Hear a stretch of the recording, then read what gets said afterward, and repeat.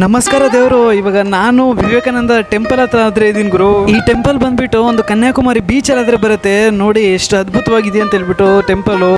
So Vivekananda temple ಮುಂದೆ ಬಂದ್ಬಿಟ್ಟು ನಿಮಗೆ ಒಂದು ಈ ಥರ ಆಕಾರ ಒಂದು ಅದೇ ಕಾಣಿಸುತ್ತೆ.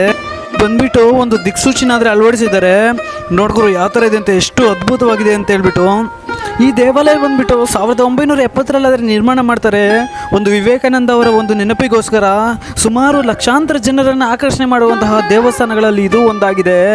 Welcome to my home Karnataka, one state many worlds. ಅವ್ವ ಕಣ್ಣು ನಮ್ ಜೀವ ಕಣ್ಣು.